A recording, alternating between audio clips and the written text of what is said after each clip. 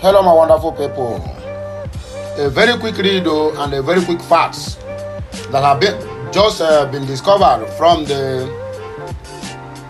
Bola Ahmed Adekunle Tinubu's certificate saga.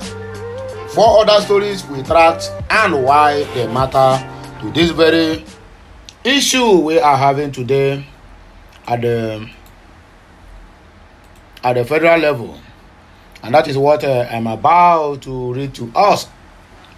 It's quite a very, very long episode, but you people are going to grant me the audience. Please listen to this message. It's very, very important.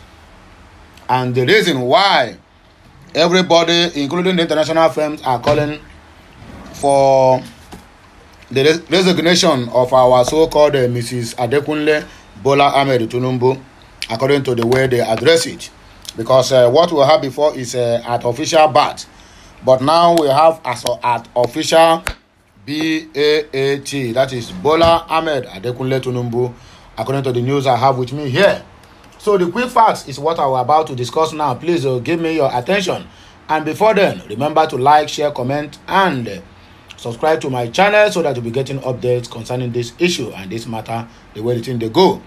Nigeria is a banana republic whereby every Okeke and Okafu, every Tom and Jerry, we do whatever they like. After all, the person that handed over to him has the same issue of certificate controversy, and the so-called WAEC modified it and said it's qualified because immunity have already covered him in office. That is why these people are doing all these things, to do everything mago just to swear me in.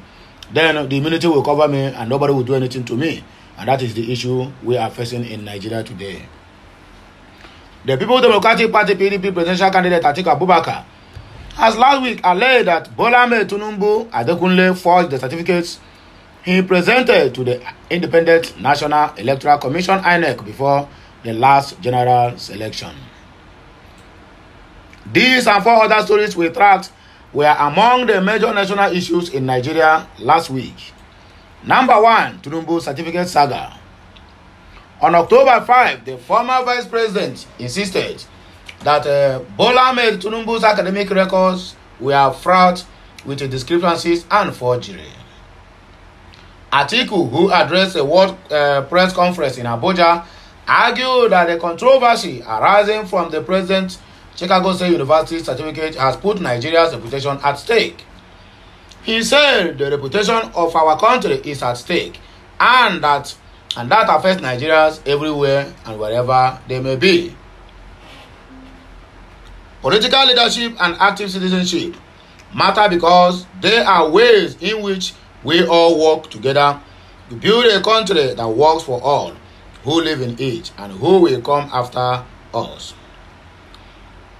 Our country, Nigeria, is bigger than any of us and is standing in the world that affects the fate of all who come and live in this great country. Why it matters? The bad blood between the 2 close friends whose bond dates back in 1993 has given credence to the widely held perception that there are no permanent friends or enemies in politics, but these just permanent interests. The stage is now set for the mother of all battle with the PDP candidate, determined to go all the way in his bid to get Tinubu booted out of office over alleged certificate forgery.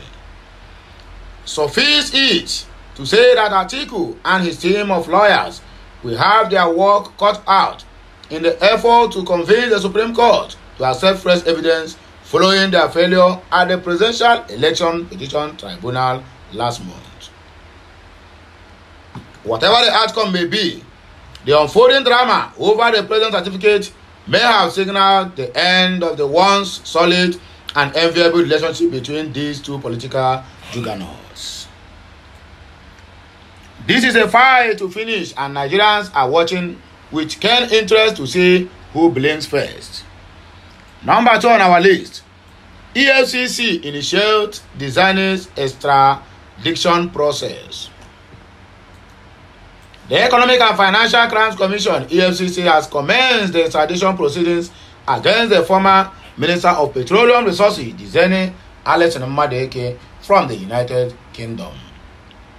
The development followed Dizaini's arraignment on bribery charges by the British prosecutors on October 2 of 2023. The EFCC's head of media and publicity, Dele Oyekale, who confirmed the development in a statement on the same day, said the commission had obtained an arrest warrant to bring the ex-minister back to Nigeria for a corruption trial.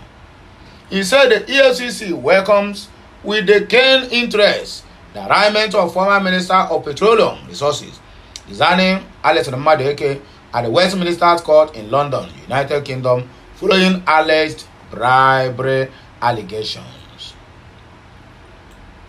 Although the charges preferred against her at the London court are diametrically different from the 13-count charges bordering on money laundering the EFCC has raised against her, it is instructive to note that the criminality is criminality, irrespective of jurisdictional differences, and why it matters. If it eventually sails through, the repatriation of the ex-minister to Nigeria will boost the Tinubu's administration anti-graft drive after 8 years of wide good chase by his predecessor. Dizaini's arraignment in the British court and impending trial in Nigeria on different charges is a reminder that the long arms of the law will always catch up with the deviants, no matter how long it takes.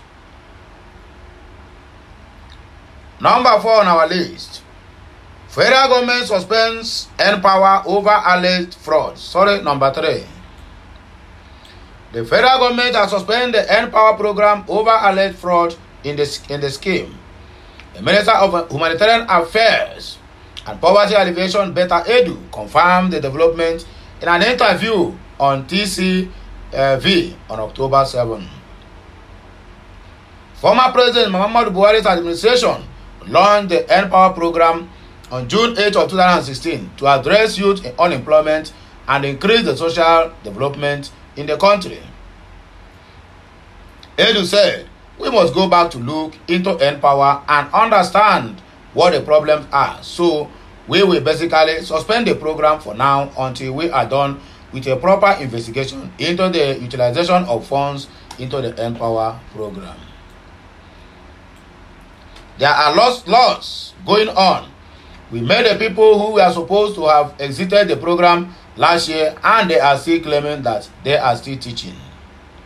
Why it matters?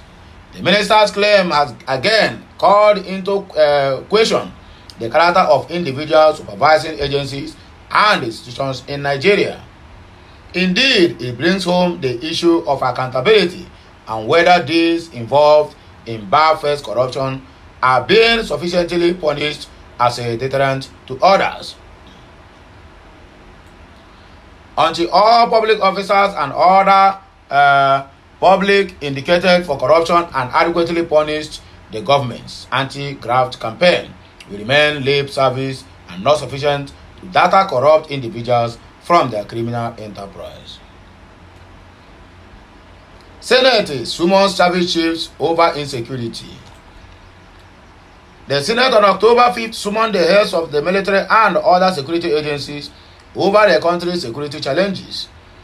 This followed the adoption of a motion titled "Kidnapping of University Students in Federal University Datsimma, Katsina State" on Wednesday, October 4, 2023, and rising cases of kidnapping for ransom in the Northwest Geopolitical Zone, sponsored by Senator Abdulaziz Yara Adua at the plenary in Abuja. Yara Adua, who led the debate, said the court members were traveling in an Akwa Ibom transport company bus from Uyo, Akwa Ibom State, to Sokoto State for 1 year mandatory trial service when their vehicle was intercepted by the terrorists. Why it matters?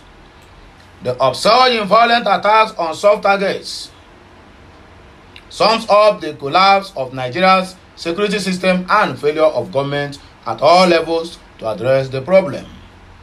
It shows that the nation's security apparatus appears to be overwhelmed with criminals having a field day wreaking havoc on their victims. While many will argue that the current administration is yet to settle down to its task after 5 months in the saddle, the abduction of varsity students and others across the country suggests that the present administration, like his predecessor, lacks the idea of how to tackle the problem, how the countries slide into a failed state, according to him. Number 6 on our list, IPOB and the referendum. The indigenous people of Biafra, IPOB, on October 7 declared its readiness for dialogue with the federal government on separation from Nigeria. In a statement issued by its spokesman, Imam Powerful, the group said it was ready for a referendum supervised by the United Nations for Biafra's peaceful exit from Nigeria. The statement read, "We, the global family and movement of IPOB, wishes to reiterate once again that IPOB remains peaceful and open for negotiations and dialogue on the peaceful exit of Biafra from the Nigeria through a United Nations supervised referendum." IPOB peaceful agitation for Biafra independence started in 2012. Never has IPOB been associated with violence or criminality in all our years of rallies and protests. Nevertheless, the federal government, through its security forces, has levied war against IPOB. Our members had been brutally attacked while on a peaceful protest by the Nigerian security forces at many locations in Biafra land. Why it matters? While IPOB may look determined to push through Biafra's exit from Nigeria, the latest remarks reinforces the need for the federal government to come up with the immediate solutions to the group's agitations, including the release of its detained leader, Nnamdi Kanu. An effective solution to the southeast impasse would ultimately impact the overall security situation in our country. Well, my wonderful people, these are the key factors and the quick read that we brought to us in this very news. And the headline is the saga on our Ebole Adekunle Bola Ahmed Tinubu Mrs. The certificate saga that is ravaging the nation. And that is where we stand. So anyway, my wonderful people, have a nice day and help me share this message. Like, comment on it. Make sure you turn on the notification button, be notified each time we go live or we post something new on this channel or another channel related to Okute Daily Talk. I'll be right back. Have a nice day and good Lord bless you all. Of the Father and of the Son and of the Holy Spirit. Bye for now. Kemesiano.